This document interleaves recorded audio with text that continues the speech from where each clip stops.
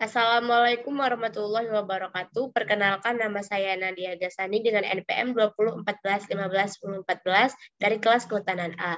Di sini saya akan mempresentasikan tentang jurnal erosi yang dikutip dari jurnal geografi yang berjudul Erosi Konservasi Das Air Dingin Bagian Hulu Kota Padang nomor 10 volume 1 halaman 1 sampai 13 dengan penulis Aprizon Putra, Triyatno Ashari Syarif, Dedi Hermon pada tahun 2018. Di mana judulnya yaitu penilaian erosi berdasarkan metode UTLE dan arahan konservasi pada das air dingin bagian hulu Kota Padang, Sumatera Barat. Di mana yaitu pendahuluan yang berisi bentangan lahan akan selalu mengalami proses erosi. Di suatu tempat akan terjadi pengikisan, sementara di tempat lain akan terjadi penimbunan, sehingga bentuknya akan berubah sepanjang masa. Kemudian faktor-faktor yang mempengaruhi erosi meliputi hujan, angin, limpasan permukaan, jenis tanah, kemiringan lereng, penutup lahan, dan tindakan konservasi.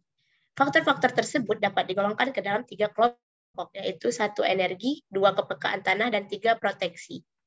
Yang keempat, beberapa faktor yang mempengaruhi erosi dalam persamaan UTLE, yaitu faktor penggunaan lahan yang mempunyai pengaruh yang cukup besar terhadap bahaya erosi dengan tindakan konservasi.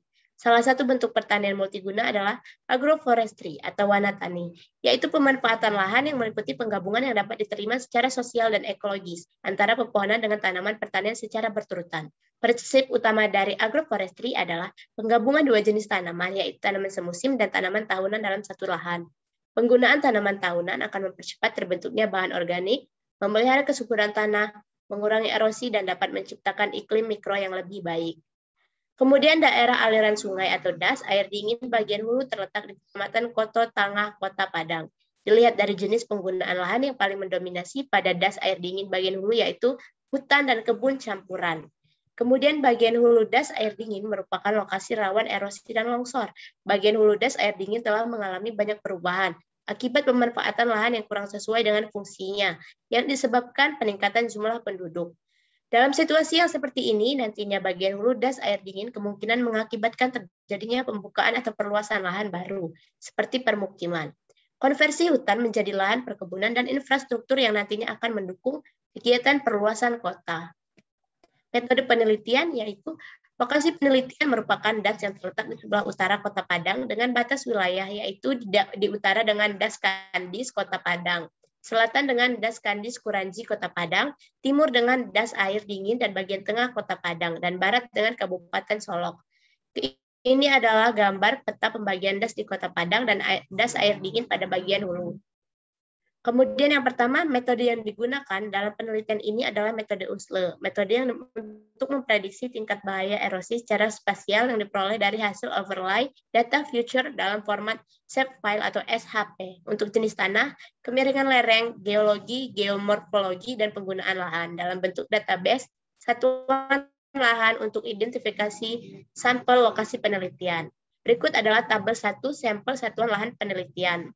Kemudian ada gambar peta satuan lahan berdasarkan data future tanah, lereng, geologi, geomorfologi, dan penggunaan lahan. Bisa dilihat ya. Kemudian yang kedua, proses pengolahan dan analisis data dilakukan pada data-data future satuan lahan untuk memperoleh nilai parameter yang diperlukan dalam penghitungan tingkat bahaya erosi. Yang ketiga, dari hasil overlay tersebut digunakan analisis dengan interaksi antara modifikasi metode USLE dari penelitian SARMA 2008 dan analisis SIG. Yang keempat, kriteria yang digunakan untuk mendapatkan nilai tingkat bahaya erosi adalah dengan menggunakan klasifikasi berdasarkan volume tanah.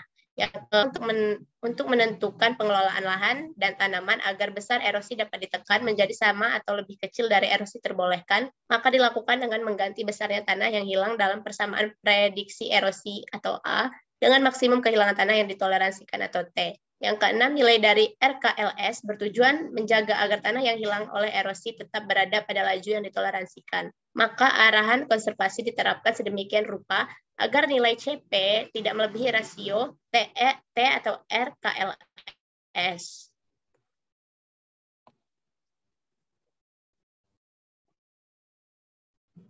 Ini tabel 2, yaitu klasifikasi tingkat bahaya erosi. Keterangannya SR min 0 sangat ringan, R sampai I ringan, S sampai S2 sedang, B sampai 3 berat, SB 4 sangat berat. Tabel 3 arahan konservasi. Sumber dari modifikasi Kumajas tahun 1992.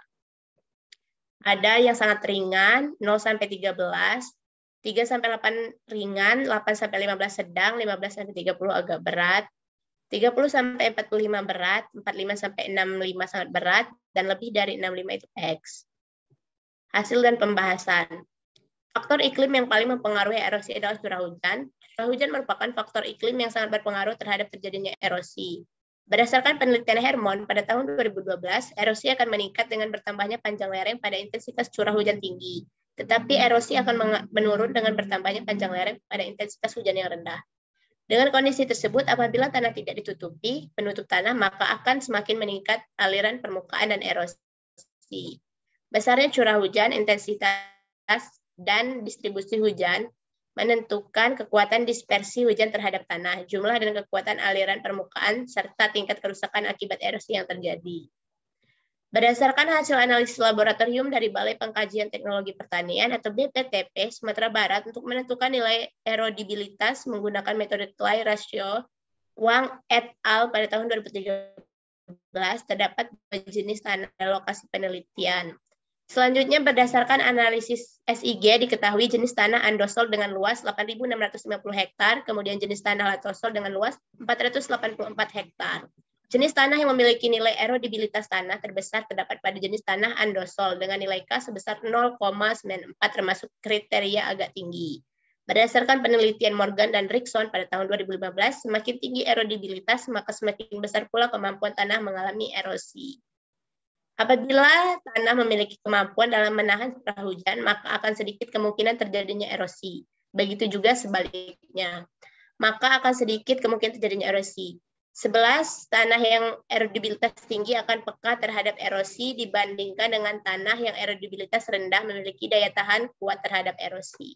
Berikut tabel 4 nilai erodibilitas dari jenis tanah andosol dan letosol.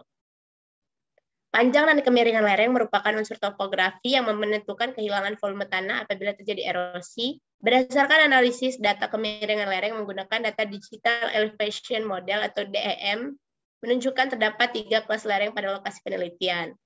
14. Hasil analisis SIG menunjukkan kemiringan lereng pada lokasi penelitian dengan kisaran lebih dari 40% atau curam paling mendominasi dengan luasan 5.963 hektar, kemiringan lereng dengan kisaran 14-25, landai sampai miring, dengan luasan 542 hektar, dan 26-40% curam dengan luas 2.629 hektar.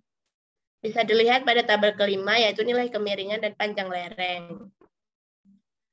Yang ke-15, yaitu kemiringan dan panjang lereng adalah dua sifat topografi yang paling berpengaruh terhadap aliran permukaan dan erosi. Arsyad 2010. Maka dari itu, semakin panjang suatu lereng, maka akan semakin banyak volume tanah yang terbawa oleh aliran permukaan, dan semakin curam kemiringan lereng, maka semakin cepat pula aliran permukaan mengangkut tanah. Berdasarkan penelitian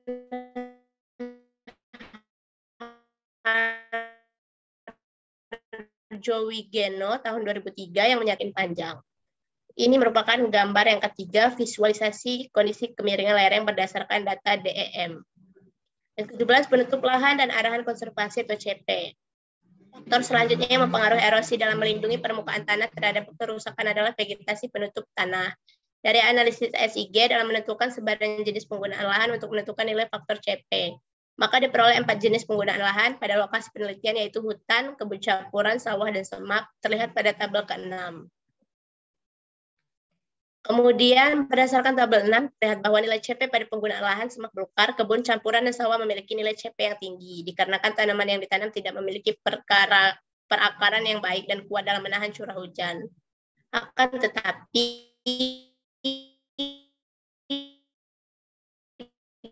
berbeda dengan penggunaan lahan hutan yang memiliki CP yang rendah, dikarenakan memajuk dan kerapatan yang tinggi. Juga analisis tingkat bahaya erosi. Analisis tingkat bahaya erosi di lokasi penelitian diperoleh dari perkalian nilai parameter tingkat bahaya erosi, yaitu erosivitas R, erodibilitas K, panjang atau kemiringan lereng LS, dan penutup lahan atau arahan konservasi atau CP.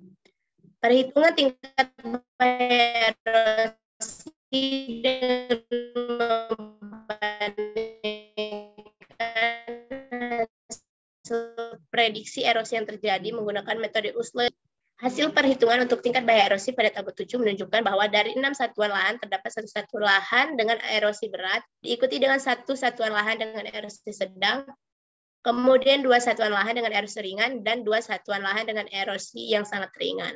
Bisa dilihat pada gambar yang ketiga. Kemudian analisis arahan konservasi untuk menjaga agar kerusakan tanah tidak terjadi dan tanah dapat digunakan secara baik. Maka nilai erosi atau A dapat ditekan menjadi sama atau lebih kecil dari 30 ton per hektar per tahun, yaitu dengan menetapkan nilai penutup lahan atau C dan arahan konservasi P yang disesuaikan.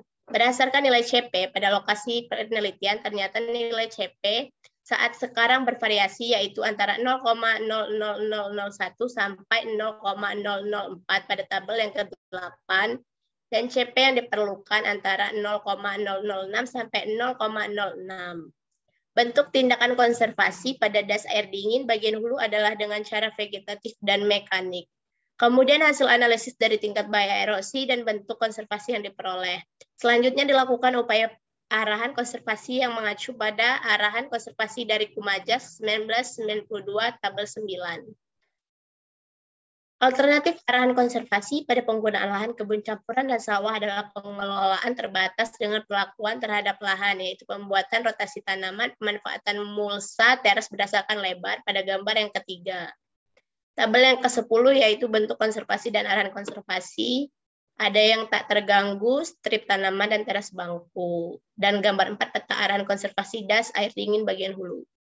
Kesimpulan yaitu das air dingin bagian hulu merupakan das yang terletak di utara di Kota Padang dengan luas das air dingin bagian hulu adalah 9.134 hektar. Yang kedua, berdasarkan tingkat bahaya erosi yaitu hutan lindung dengan arahan konservasi dibiarkan dalam keadaan alami pada penggunaan lahan hutan dengan kemiringan lereng lebih dari 40%. Yang kedua, tanaman rumput padang, pengembalaan hutan produksi atau hutan lindung atau cagar alam dengan arahan konservasi teras bangku. Penggarapan dengan tenaga manusia pada penggunaan lahan semak belukar dengan kemiringan lereng 26-40%, dan pengelolaan terbatas dengan arahan konservasi rotasi tanaman. Pemanfaatan mulsa teras berdasarkan lebar pada penggunaan lahan kebun campuran dan sawah dengan kemiringan lereng 14-25%. Yang ketiga yaitu das air dingin. Das air dingin adalah lokasi yang rawan erosi dan longsor.